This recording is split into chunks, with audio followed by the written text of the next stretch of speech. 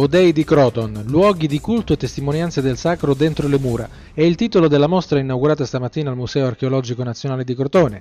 A presentare l'iniziativa la soprintendente per i beni archeologici della Calabria, Caterina Greco, e il direttore del Museo Crotoniate, Domenico Marino. Questa mostra, dal titolo Dei di Croton, è stata pensata insieme a dei collaboratori dell'ufficio di Crotone, insieme al soprintendente e con il supporto anche la sponsorizzazione della Camera di Commercio per la pubblicazione della guida, dell'Istituto Alberghiero di Le Castella per anche il supporto oggi, no? Come proprio nella conclusione della mostra, è stata pensata come una rilettura attenta dell'area urbana di Crotone, cercando di capire questa città antica, così grande e così importante, dove avesse i luoghi di culto.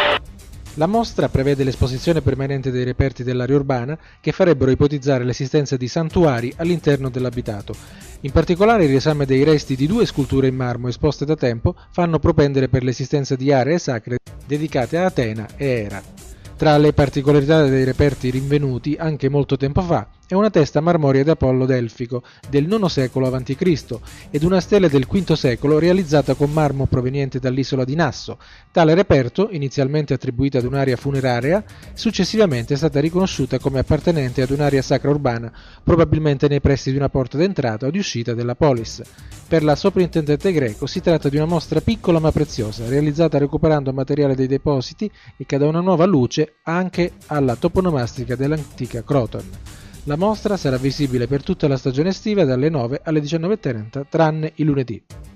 Allora, la novità è quella di ritornare sul materiale conservato presso il Museo di Crotone, però enucleando quei reperti che illustrano la presenza all'interno delle mura, quindi in ambito urbano, di santuari dedicati alle divinità poliadi, cioè le maggiori divinità greche, Era, Apollo, Eracle, forse Atena, forse anche Demetre e Core. Insomma, ci sono tutta una serie di problemi di identificazione, però è un tema interessantissimo perché rilancia la problematica dello spazio sacro all'interno del nucleo urbano.